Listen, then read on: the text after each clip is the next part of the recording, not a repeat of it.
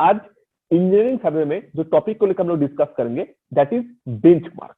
Benchmark क्या है? पहला वीडियो हम लोग देख चुके थे ऑलरेडी। डेटा क्या होता है, एलिवेशन क्या होता है और मीन टेबल क्या होता है। बेंचमार्क इज बेसिकली वो पॉइंट जिसका मुझे रिड्यूस लेवल ऑलरेडी पता है। मतलब ये अगर मेरा मीन सी लेवल है तो मेरे लिए पॉसिबल नहीं है हर बार मीन सी लेवल से सर्वे वर्क को स्टार्ट करना। क्यों पॉसिबल नहीं है? क्योंकि कोई भी एक प्रोजेक्ट हो, वो छोटा भी हो सकता है, बड़ा भी हो सकता है, तो उस प्रोजेक्ट का एक इकोनॉमिक कॉस्ट होता है, उसका एक कॉस्ट होता है। अगर हम लोग चेन सर्वे हो, लेवलिंग हो, कुछ भी सर्वे को हर वक्त यहाँ से स्टार्ट करेंगे एमएसएल से, तो मेरा जो पूरा प्रोजेक्ट का कॉस्ट है वो बढ़ जाएगा। इसलिए हम लोग क्या करते हैं, मान लो कि इस पॉइंट का मुझे एलिवेशन पता है ऑलरेडी, तो इसको नाम दे देते हैं बेंचमार्क। तो मेरा जो काम है मैं क्या करूंगा, यहाँ से स्टार्ट कर दूंगा। अब तुम अगर लेवलिंग पढ़ चुके हो, लेवलिंग में अगर कोई इंस्ट्रूमेंट को तुम बैठाते हो तो सबसे पहले वो क्या करता है, सबसे पहले वो पीछे की तरफ देखता है और बेंचमार्क को देखता है। तो इसको हम लोग बोलते हैं बैक साइड। उसके बाद हम लोग आगे चलते जाते हैं, जो लास्ट रीडिंग होता है उसको बोलते हैं फोर्थ साइड, और बीच वाला जो होता है उसको हम लोग बोलते हैं इंटरमीडिएट साइड। आई होप तुम पढ़ चुके हो हाइट एंड इंस्ट्रूमेंट मेथड में। ना आज हम लोग बात करेंगे बेंचमार्क पे। बेंचमार्क क्या होता है? नहीं, benchmark is a point of reference by which something can be measured. और पॉइंट ऑफ रेफरेंस जो है उसका मुझे आरएल पता होना चाहिए। हमें तो जरूरी नहीं है, मैं इसके बाद दिखाऊंगा कौन सा टाइप का बेंचमार्क होता है, उसका काम क्या होता है, कैसे एक दूसरे से अलग है। Now in surveying, benchmark is a post or other permanent mark established at a known elevation। known elevation, इस पॉइंट को एम्फसाइज करना कि ये सबसे जरूरी है, जिसका elevation मुझे known हो। that is used as the basis for measuring the elevation of other topographical point। उसके रेस्पेक्ट में, अगर मान लो कि मुझे इस पॉइंट को पता है, उसका रेस्पेक्ट में मेरा यहाँ पे जो भी सरफेस है मैं बताऊंगा कितना इस पॉइंट का रेस्पेक्ट में कितना ऊपर है, नहीं तो कितना नीचे है। समझ में आया? ये मेरा रेफरेंस पॉइंट बन गया, तो इसको लोग नाम देता है बेंचमार्क। तो कितना टाइप का बेंचमार्क होता है? There are basically 4 type of benchmark. GTS benchmark, that is great economically survey benchmark, permanent benchmark, arbitrary benchmark और टेम्पोररी बेंचमार्क। सबको अलग अलग से देख लेते हैं। What is GTS benchmark? GTS benchmark क्या होता है? ये ऐसे बेंचमार्क होता है जो कुछ ऑफिस पर्टिकुलर ऑफिशियल के पास ही होता है। मतलब ये मेरा नोन पॉइंट तो है, मतलब यहाँ पे मेरा ऑलरेडी लिखा हुआ है, अंदर बाहर सबको विजिबल नहीं है। तो कुछ ऐसे ऑफिसर है जो हाई पोस्ट होल्ड करते हैं, उसके पास ही रहता है। क्योंकि अगर नहीं रहेगा, सबको विजिबल हो जाएगा, तो यहाँ पे क्या पता चल जाएगा, मुझे उस पर्टिकुलर पोजीशन का लैटिट्यूड एंड लॉन्गिट्यूड पता चल जाएगा। तो इसमें क्या होगा, मेरा जो डिफेंस है उसको कोई भी अटैक कर सकता है, पर्टिकुलर अगर लैट लॉन्ग पता चल जाएगा। इसलिए क्या होता है, वो वेरी कॉन्फिडेंशियल होता है, वो कुछ ही लोगों के पास होता है। जब क्योंकि अगर इसको पता चल जाएगा ना, तो पूरा जो काम है that will be very precise, बहुत ज्यादा एक्यूरेसी के साथ तुम काम कर सकते हो।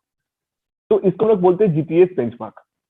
सो they are the benchmark established with very high degree of precision at regular intervals by the survey of India department all over the country. Their position and RL values above mean sea level at, जो पहले था कराची, अभी जो है Mumbai high में, are given in catalogue form by the department. तो catalogue में काम क्या होता है, उसमें ना 1 2 3 करके जितना भी ऐसे पॉइंट है मेरा लिखा हुआ है, कौन सा पर्टिकुलर पोजीशन में है। और मान लो कि बहुत सारा रोड के बगल में माइलस्टोन होता है, तो तुमको हर एक माइलस्टोन में ऐसे नहीं दिखेगा, कुछ पर्टिकुलर माइलस्टोन है उसके पास मार्क किया हुआ है कि 37 नंबर ऑफ जो मेरा माइलस्टोन है, उसको नीचे अगर उसको हम लोग उठाएंगे तो हम लोग उसको वहां पे एक प्लेट मिलता है कॉपर का, उसके ऊपर लिखा रहता है कि कितना मेरा उसका लैटिट्यूड है, लॉन्गिट्यूड है, कितना एलिवेशन है। तो ये जो पॉइंट है, ये जो बेंचमार्क है, ये एक्सेसिबल टू ऑल नहीं है। कोई भी लेमैन, कोई भी इंजीनियर जो काम कर रहे हैं उसको ये नहीं मिलेगा, ये कुछ पर्टिकुलर ऑफिशियल के पास ही होता है। नाउ मेरा काम का चीज कौन सा है? Permanent benchmark. Now permanent benchmark are fixed in between GTS benchmark by government agencies such as railway, PWD.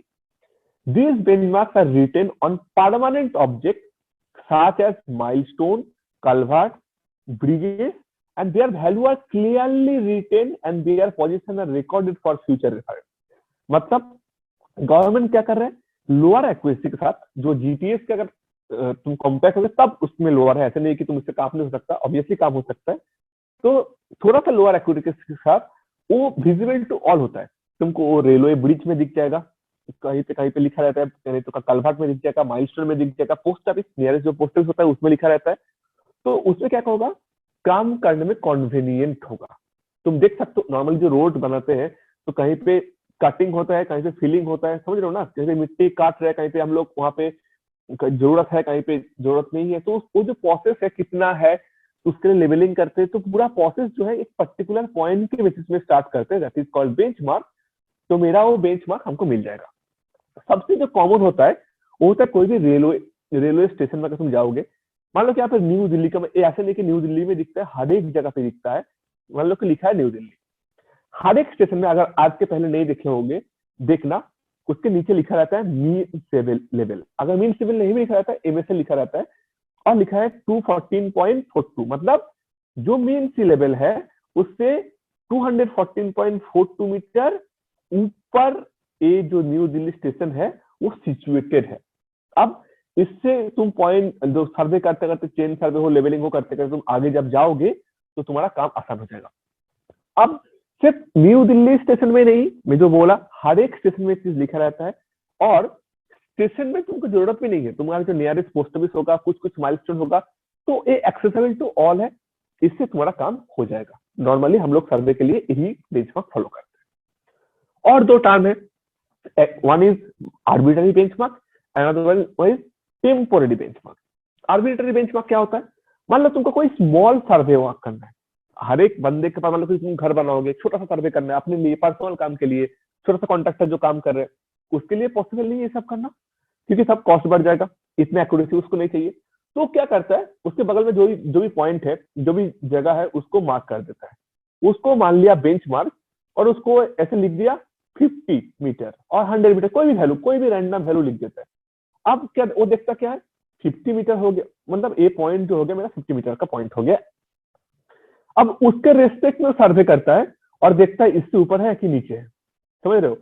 तो वो आर्बिट्ररीली कोई वैल्यू चूज कर रहा है, उसको प्रिसिशन का जरूरत नहीं है उतना, क्योंकि वो ज्यादा प्रिसाइज वाला काम कर भी नहीं रहा है। तो आर्बिट्ररीली वो जब कोई भी काम को स्टार्ट करने के लिए जो पॉइंट को सिलेक्ट कर रहे हैं, that point is called as arbitrary benchmark. Benchmark तो है क्योंकि उसका एलिवेशन मुझे नोन चाहिए, तो मैं मान लिया कि 50 मीटर है कि 100 मीटर है। डेफिनेशन देख लेते हैं। Now, these are reference points whose RL are arbitrarily assumed. They are used in small work, जो मैं बोला small work जिसमें precision कम चाहिए होता है। Such benchmarks may be assumed as 50 metre, 100 metre, कोई रैंडम है। Now last देख लेते हैं। Last one is temporary benchmark. Temporary benchmark क्या होता है? मान लो कि तुम पॉइंट ए से पॉइंट बी तक कोई सर्वे कर रहे हो, ठीक है। तुम सोचो कि अगर मान लो कोई रोड बना रहे हो, तो रोड तो जरूरी नहीं, मान लो कि 70 किलोमीटर इसका मेरा डिस्टेंस है between point A and point B. आप बताओ, तुम जो काम स्टार्ट कर रहे हो, एक दिन में करना पॉसिबल तो है नहीं। अब अगर तुम हर एक दिन, मान लो कि इसको तुम पार्ट में डिवाइड कर लिए, पार्ट में फॉर केस तुम ऐसे पार्ट 1, 2, 3, 4 एंड 5, 5 पार्ट में डिवाइड कर, तुम स्टार्ट किए इस पॉइंट से, ए है तुम्हारा बेंचमार्क, ठीक है, ये तुम्हारा बेंचमार्क में इसको लिख दिया। अब तुम बताओ, तुम जिस दिन स्टार्ट करोगे, तुम क्या यहाँ तक पहुंच सकते हो पहला दिन? नहीं पहुंच सकते। अब मान लो कि तुम्हारा जो काम है वो फर्स्ट दिन का एंड में यहाँ पे खत्म हुआ, मान लेते हैं। तो दूसरा दिन जब काम करोगे, तुम क्या यहाँ से स्टार्ट करोगे कि यहाँ से स्टार्ट करोगे? तुमके बेंचमार्क तो यहाँ पे है। इसीलिए क्या करते हैं, इसका नियरेस्ट कोई भी अगर परमानेंट जो चीज है, कोई माइलस्टोन हो सकता है, कोई मेरा ट्री हो सकता है, उसमें हम लोग क्या करते हैं, हम लोग वो जो ट्री है, नहीं तो माइलस्टोन है, उसके बगल उसमें हम लोग लिख देते हैं कि इसका RL value with respect to this particular benchmark is this. तो इसमें हमारा हेल्प क्या हुआ, दूसरे दिन में जब आऊंगा, मैं काम करना यहाँ से स्टार्ट करूंगा। अगर मान लो कि मेरा काम यहाँ पे खत्म हुआ, यहाँ पे फिर से मैं यहाँ पे लिख दूंगा, फिर आगे जाऊंगा। तो इसमें मेरा अच्छा क्या है, तुम जो सर्वे का प्रिंसिपल पढ़ोगे, what is the principle of survey? First one is work from whole to part, मतलब एक पूरा काम को तुम पार्ट में डिवाइड कर दो। उससे अच्छा क्या होगा, उससे मेरा हेल्प ही होगा। अगर मुझे कहीं पे भी गलती हुआ, मान लो कहीं पे भी गलती हुआ, मुझे मिल नहीं है कहाँ पे हो रहा है, तो मैं क्या कर सकता हूँ, हर एक पार्ट को अलग अलग से रेक्टिफाई कर सकता हूँ, देख सकता हूँ।